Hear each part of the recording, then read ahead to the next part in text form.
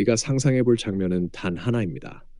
만약 윤석열 정부 초기에 홍준표가 국무총리로 임명되었다면, 그리고 바로 그 다음 날 첫 번째 국무회의가 열렸다. 정말로 그 자리에 앉았더라면 무슨 일이 벌어졌을까요? 한마디로 말해 국무회의가 아니라 전투 현장이 되었을 겁니다. 어디서부터 시작하냐고요? 들어보십시오. 당신이 지금 듣게 될 이 이야기는 단순한 상상이 아닙니다. 그때 그 시점, 그때 그 인물들, 실제 뉴스와 맥락을 토대로 재구성한 겁니다. 단지 총리 자리에 앉은 사람이 홍준표라는 가정을 더했을 뿐입니다. 2022년 5월 11일 오전 10시 서울 세종로 정부 서울청사 국무회의실. 윤석열 대통령 취임 이틀째 되는 날입니다. 정장 차림의 장관들이 어색하게 자리를 잡고 앉아 있습니다. 기재부, 국토부, 법무부, 교육부, 과기부, 그리고 총리석에 홍준표가 앉았습니다. 마이크를 켜며 단호하게 입을 엽니다. 회의 시작하겠습니다. 오늘부로 대한민국 국정 장관님들께 맡길 생각 없습니다. 전부 내가 직접 챙깁니다. 기재부 장관님 예산 총괄 잘하고 계십니까? 기재부 장관 머뭇거리며 입을 댑니다. 예, 현재는 예산 편성 방향을 협의 중에 있고요. 지난 정부 기조를 홍준표 말을 끊습니다. 아니 그게 무슨 말입니까? 협의? 지금도 협의 중이니 지난 정부가 하던 대로 하겠다는 겁니다. 그러면 장관 바꾸는 게 빠릅니다. 회의실에 긴장감이 흐릅니다. 윤석열 대통령은 뒷자리에 조용히 앉아 있습니다. 침묵 속에서 홍준표는 국토부 장관을 향합니다. 국토부 장관님, GTX 예산 지금 어디까지 진행됐습니까? 국민들한테 전철 탄다 말해놓고 2년째 땅도 안 팠지요? 사업한다는 언론 플레이만 수백 번 했는데 국민들이 기만당한 겁니까? 국토부 장관 손을 모으고 대답합니다. 지금은 민자 유치 문제로 시간이 좀.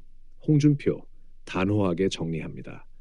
시간 없습니다. 한 달 안에 삽 못 뜨면 장관직 내려놓으십시오. 난 실적 없이 기사만 나는 사람은 싫습니다. 다음 타겟은 교육부입니다.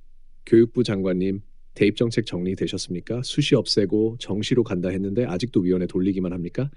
입시가 투명해야 공정한 나라입니다.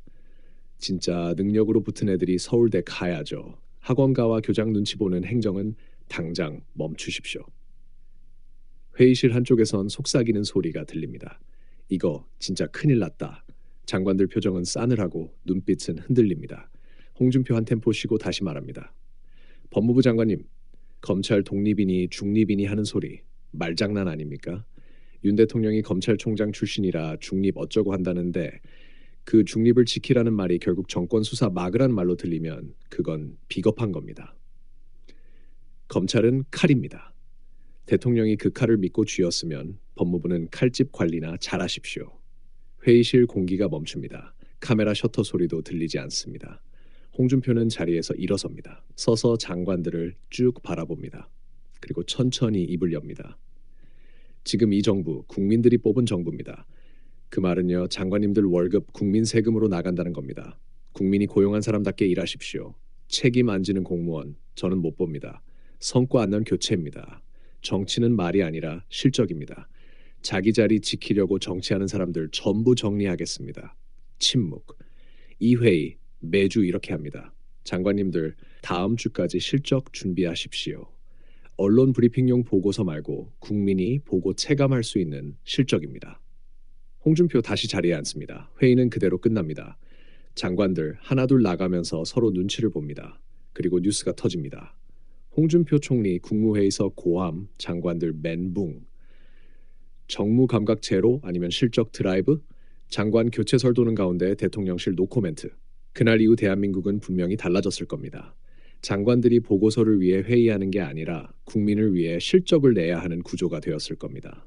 그리고 윤석열 대통령, 홍준표와의 관계는 더욱 복잡해졌겠죠. 견제일까? 위임일까?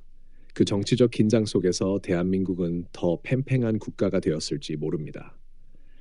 하지만 아쉽게도 그날의 국무회의에는 홍준표가 없었습니다.